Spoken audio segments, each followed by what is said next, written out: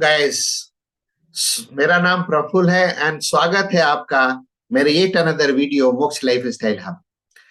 हमारा आज का टॉपिक है how to do effective sales. जी हाँ, सेल्स एक बहुत ही इंपॉर्टेंट फंक्शन है किसी भी बिजनेस में। आप प्रोडक्ट सेल्स करते हैं या सर्विस रिलेटेड कोई भी प्रोडक्ट बना के आप बेचते हैं, इसमें इफेक्टिव सेल्स का होना बहुत ही जरूरी है। सेल तो हर कोई कर लेता है, लेकिन अगर आप इफेक्टिव सेल्स करते हैं तो आप अपने सही ऑडियंस तक बहुत ही कम एफर्ट डाल के पहुंच सकते हैं और आप अपने बिजनेस को ज्यादा से ज्यादा आगे बढ़ा सकते हैं, अपने प्रॉफिट को मैक्सिमाइज कर सकते हैं और अपने बिजनेस को नेक्स्ट लेवल पे लेके जा सकते हैं, जहां आप उसको अच्छे तरीके से स्केल अप कर सकते हैं। तो आज मैं आपके सामने डिस्कस करूंगा 6 स्टेप प्रोसेस, क्योंकि मेरा मानना है और आप भी अग्री करेंगे कि सेल्स एक साइंस है। सेल्स एक साइंस है और इसको करने के लिए आपको उसका सीखना बहुत जरूरी है। क्योंकि कोई भी व्यक्ति, कोई भी इंसान अपने बर्थ में सेल्स सीख के पैदा नहीं होता है, सेल्स जान के पैदा नहीं होता है। उसको सब कुछ सीखना पड़ता है। जैसे हम बाकी चीज सीख जाते हैं, जैसे हम गाड़ी चलाना सीखते हैं, 4 व्हीलर 2 व्हीलर चलाना सीखते हैं या बाकी चीजों को करना सीखते हैं, सिमिलरली सेल्स भी एक साइंस है और इसको सीख के हम बहुत अच्छा कर सकते हैं, हम बहुत आगे जा सकते हैं। तो मैं आपको 6 स्टेप प्रोसेस डिस्कस करता हूं, जिसको सीख के, जिसको समझ के आप बहुत ही इफेक्टिव सेल्स कर सकते हैं और अपने सेल्स को आगे लेके जा सकते हैं, जहां आप इसको एक प्रॉफिटेबल बिजनेस में कन्वर्ट कर सकते हैं। तो इसमें सबसे पहला एंड फॉरमोस्ट टॉपिक जो है वो है know your audience, know your right audience. अब सवाल उठता है कि आप अपने सही ऑडियंस को कैसे जानेंगे।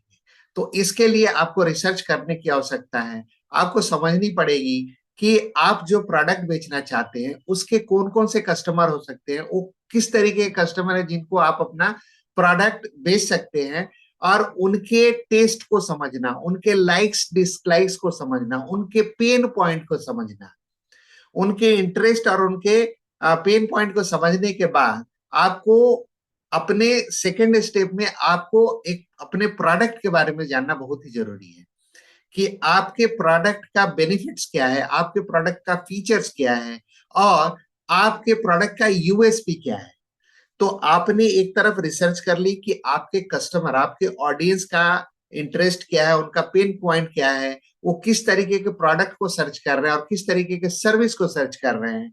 और फिर आपको अपने प्रोडक्ट और अपने सर्विस के बारे में समझना है कि आपका यूएसपी क्या है, आपका मेन सेलिंग फीचर क्या है, आपका प्रोडक्ट का बेनिफिट्स क्या है, आपका प्रोडक्ट किस तरीके के सिचुएशन में फंक्शन कर सकता है और किस तरीके कस्टमर को बेनिफिट पहुंचा सकता है।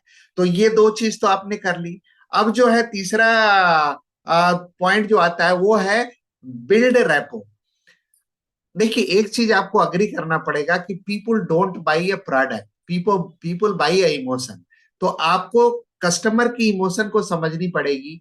आप जब कस्टमर के इमोशन को समझेंगे और जब आप अपने प्रोडक्ट और कस्टमर के नीड को एक प्लेटफॉर्म पे रख के देखेंगे और उसको कोरिलेट करने की कोशिश करेंगे, तो इमोशनली जो है you can create a bonding with the customer. देखिए, एक चीज को आप अग्री करेंगे कि आज के दिन में हर कोई अपने प्रोडक्ट, अपने सर्विस को बेचने में लगा हुआ है, और जिस प्रोडक्ट, जिस सर्विस, जिस कॉन्सेप्ट को आप बेचना चाह रहे हैं, आप इस बात से अग्री करेंगे कि आपके जैसे हजारों लोग मार्केट में हैं जो अपने प्रोडक्ट, अपने सर्विस और सिमिलर प्रोडक्ट आपको ऑफर कर रहे हैं अपने कस्टमर्स को। अब सवाल ये उठता है कि कस्टमर कैसे आपके प्रोडक्ट को, आपके सर्विस को अवेल करेगा और आपसे क्यों खरीदना चाहेगा। तो इस चीज के लिए मैंने आपको बोला है कि एक इमोशनल बॉन्डिंग आपको क्रिएट करनी पड़ेगी आपके कस्टमर के साथ। और वो emotion, because people don't buy product, people by emotion. They get connected with you, they by you first. Customer जो है पहले आपको खरीदता है, फिर वो प्रोडक्ट को खरीदता है। तो आपको बेचने के लिए, आपको अपने आप को कस्टमर के सामने इंप्रेस करने के लिए, आपको अपने स्टाइल को, आपके लाइकिंग डिसलाइकिंग को कस्टमर के सामने प्रोजेक्ट करने के लिए you have to get emotionally bonded with the customer. तो कस्टमर जब इमोशनली आपके साथ बॉन्डिंग हो जाता है, then he start loving you, and the moment he will start loving you, you can sell anything. You can sell in product, you can sell any service. तो आप कुछ भी बेच सकते हो उस कस्टमर को, आप कोई भी प्रोडक्ट बेच सकते हो, कोई भी सर्विस बेच सकते हो। तो जो तीसरा स्टेप है, आपको जो है अपना रैपो बिल्डअप करना पड़ेगा। तीसरे स्टेप के बाद जो फोर्थ स्टेप है वो बहुत ही इंपॉर्टेंट एस्पेक्ट है कि आपका ऑफर क्या है। आप अपने ऑफर को किस तरीके से बिल्ड करते हैं जिससे कस्टमर को ज्यादा से ज्यादा बेनिफिट मिल सके, कस्टमर के पेन पॉइंट को एड्रेस कर पाए। अगर कस्टमर को, मान लीजिए कि फॉर एग्जांपल समझने के लिए मैं बता रहा हूं कि मान लीजिए कि मैं कस्टमर हूं और मुझे जलेबी चाहिए, तो आपको कस्टमर को जलेबी सर्व करनी है। अब उसको किस तरीके से आप ऑफर में पैक करके उसको सर्व करते हैं जिससे वो ज्यादा से ज्यादा बेनिफिट पा जाए और उससे ज्यादा से ज्यादा लाभ उठा पाए। तो आपको आपका ऑफर इस तरीके से प्रिपेयर होना चाहिए कि कस्टमर उसको कोरिलेट कर पाए अपने। आप कस्टमर के पेन पॉइंट को एड्रेस कर रहे हैं और कस्टमर को ज्यादा से ज्यादा बेनिफिट दे पा रहे हैं जिससे कस्टमर आपके सोल्यूशन को कंप्लीटली फिट कर पा रहा है और देन आपके ऑफर को वो सेलेक्ट कर पा रहा है। क्योंकि जैसा मैं आपको थोड़ी देर पहले बता रहा था कि बाजार में हजारों लोग प्रोडक्ट बेचने के लिए हैं, लेकिन कस्टमर आपसे ही क्यों खरीदेगा? तो पहला तो आपका इमोशनल बॉन्डिंग हो गया कस्टमर के साथ, आपने अपने प्रोडक्ट और प्रॉब्लम, कस्टमर के प्रॉब्लम को इंटैक्ट कर दिया, आपने बता दिया कि साहब आपके पास ये प्रॉब्लम है और इसके लिए मेरे पास ये सोल्यूशन है, और इसके हिसाब से आपने ऑफर भी प्रिपेयर कर ली। तो अब जो है ऑफर प्रिपेयर करने के बाद जो फिफ्थ पॉइंट जो आता है वो आपको कस्टमर के ऑब्जेक्शंस को हैंडल करना है। आपको समझना है कि कस्टमर का रेसिस्टेंस कहाँ पे है। अगर आपने प्रोडक्ट और सोल्यूशन को मैच कर दिया, आपने इमोशनल बॉन्डिंग भी कर ली, आपने ऑफर भी क्रिएट करके कस्टमर को दे दिया, अब आपको ऑब्जेक्शन हैंडलिंग करनी है कि कस्टमर के बैक ऑफ माइंड में क्या चल रहा है, किस तरीके के सवाल आ रहे हैं, और उसको एड्रेस करके आपको उसके सोल्यूशन को, उनके डाउट को क्लियर करना है। तो वंस आप उनके डाउट को क्लियर कर देंगे तो now the sixth step will come in the picture, और वहां पे आपको अपने सेल को कंप्लीट करना। अब एक बात आपको ध्यान रखनी है कि सेल को कंप्लीट करने के लिए आपको कस्टमर को आगे बढ़ के कहना पड़ेगा कि इस प्रोडक्ट के लिए आप किस तरीके से पेमेंट करना चाहेंगे, चेक, कैश या डीडी या इंटरनेट ऑनलाइन ट्रांसफर। क्योंकि एज ए सेलर आप जब सेल को ड्राइव कर रहे हो तो आपको ही क्लोज करनी है। कस्टमर आगे बढ़ के नहीं बोलेगा कि हाँ आप मेरे को बताओ कि मैं पेमेंट कैसे करूं। आपको आगे बढ़ के सेल को क्लोज करना है। As a good sales person, जब आपने अपने कस्टमर के प्रॉब्लम को समझ लिया, कस्टमर के आपको आपके प्रोडक्ट को कस्टमर के साथ सेट कर दिया, आपने इमोशनल बॉन्डिंग कर ली, आपने कस्टमर के ऑब्जेक्शन को हैंडल कर लिया, अब जो लास्ट पॉइंट है जिसमें आपको कस्टमर के सेल को क्लोज करना है। और जब उसके बाद जब सेल क्लोज हो जाता है तो उनकी जो भी आपको इंश्योर करना है कि जो सर्विस आपने, जो प्रोडक्ट आपने कस्टमर को सर्व किया है वो उससे 100% सेटिस्फाइड हो।